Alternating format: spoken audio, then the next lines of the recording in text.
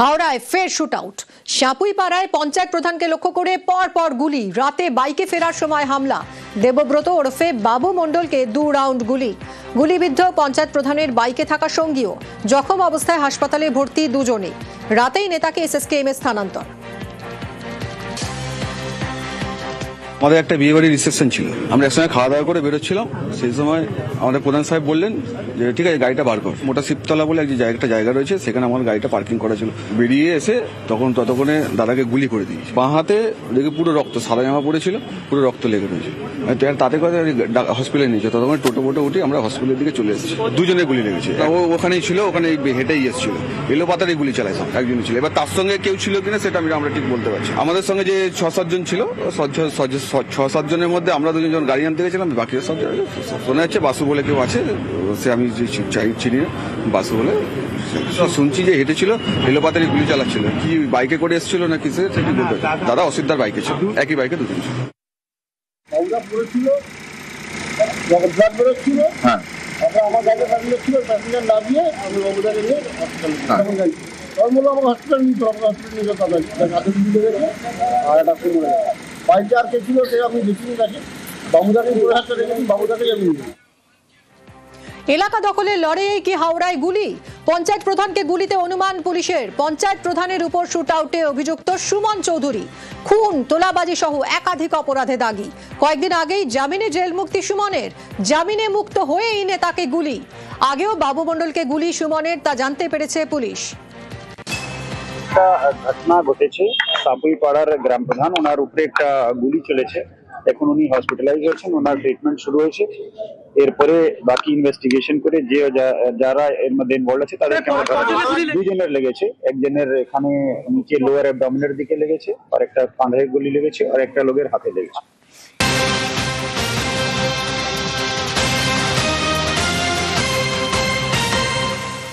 দেবব্রত মণ্ডল ওরফে বাবুর অবস্থা আশঙ্কাজনক। এসএসকেএম এর ট্রমা কেয়ারে চিকিৎসাধীন।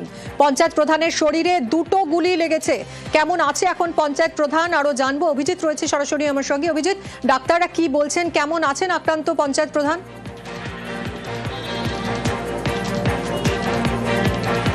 গতকাল গভীর রাতে দেবব্রত মণ্ডল হাওড়া ডোমজুর বিধানসভা কেন্দ্রের সাপুইপাড়া বসুকাঠি গ্রাম পঞ্চায়েতের পঞ্চায়েত প্রধান। গত ভোটে তিনি পঞ্চায়েত প্রধান নির্বাচিত হন। 2013 সাল থেকেই তিনি পঞ্চায়েত সদস্য হিসেবে নির্বাচিত।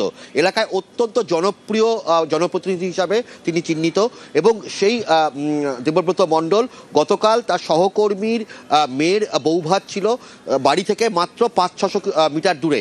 সেখানেই খেতে গিয়েছিলেন নিমন্ত্রণ রক্ষা করতে। এবং তারপর সহকর্মীদের সঙ্গে যখন বেরিয়ে মাত্র 200 মিটার বাইকে করে 200 মিটার আসার পরই একজন দুষ্কৃতী, যাকে চিহ্নিত করা গেছে এই সুমন ওরফে বাবু চৌধুরী, বাসু চৌধুরী তাকে গুলি করে এবং এলোপাথারি গুলি চালায়। মোট 7 থেকে 8 রাউন্ড গুলি চালায় বলে অভিযোগ।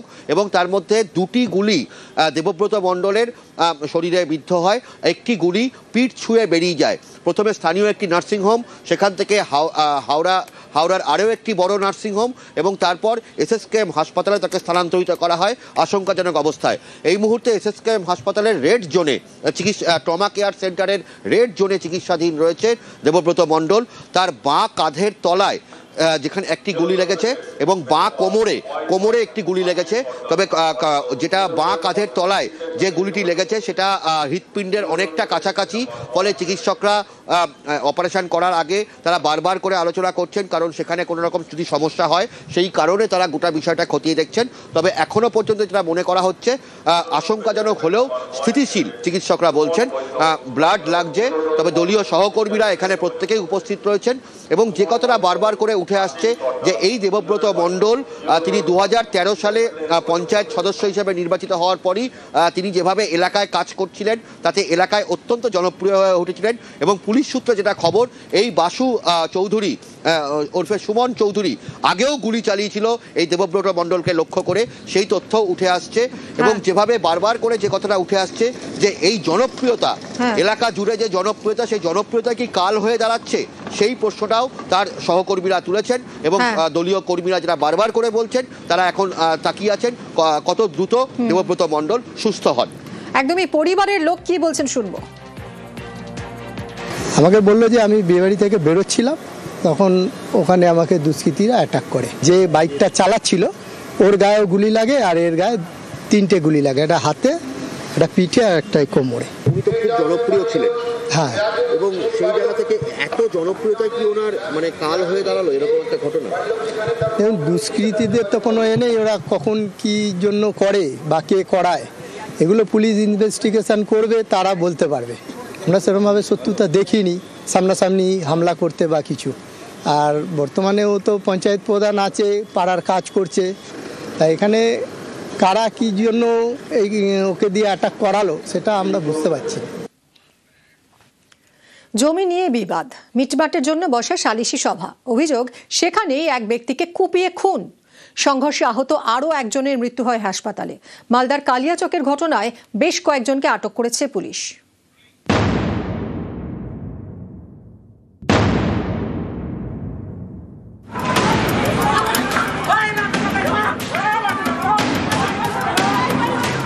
হাতে ধারালো অস্ত্র, লাঠি,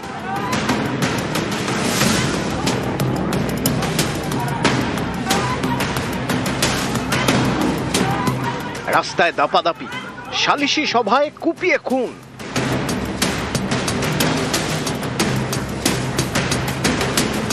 মালদার কালিয়াচক, এখানকার রাজনগর এলাকার বাসিন্দা মোস্তাফা শেখ এবং জেনারুল শেখ। গঙ্গার চর এলাকায় দুজনের জমি। অভিযোগ, বুধবার মোস্তাফার জমির উপর দিয়ে ট্রাক্টর নিয়ে যান জেনারুল। এ নিয়ে দুজনের মধ্যে বিবাদ বাধে। সেই বিবাদ মেটাতে বৃহস্পতিবার সালিশি সভা, সেখানেই তুল কালাম। অভিযোগ, মোস্তাফা এবং তার লোকজনের উপর ধারালো অস্ত্র দিয়ে হামলা চালায় জেনারুলের দলবল। কুপিয়ে খুন করা হয় মোস্তাফার আত্মীয় একরামুল শেখকে। আহত হন আরো কয়েকজন। এই ঘটনার পর এলাকায় যায় পুলিশ, শুরু হয় ধরপাকড়। আগে ওঠে মেরেছে, ওরা ছিল 4 জন আর ও ছিল একলাই। রাতে আলোচনা হলো, তারপরে সকালে মসজিদে গেছিল বিচার করতে। মসজিদ আছে ওখানে, মসজিদের গ্রামে মসজিদে বিচার করতে যেয়ে এরকম কাটাকাটি। আপনার স্বামীকে কেটেছে? হ্যাঁ। কালিয়াচকেরই জালালপুর গ্রাম পঞ্চায়েত এলাকা। মঙ্গলবার এখানে চলে গুলি। মাথায় গুলি লাগে আজহার আলী নামে এক ব্যক্তি, তার প্রাণ যায়। আজহার আলী পাঁপড় বিক্রি করতেন। মঙ্গলবার তিনি বাড়ি ফিরছিলেন, তখনই খুন।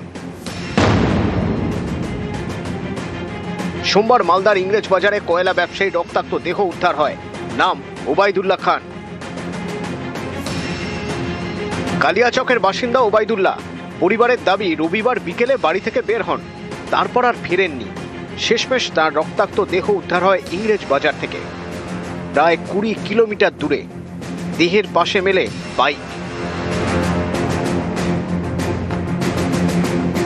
এবার কালিয়াচকে তুলকালাম, সালিশি সভায় কুপিয়ে খুনের অভিযোগ। মালদা থেকে সেবক দেব শর্মা, নিউজ 18 বাংলা।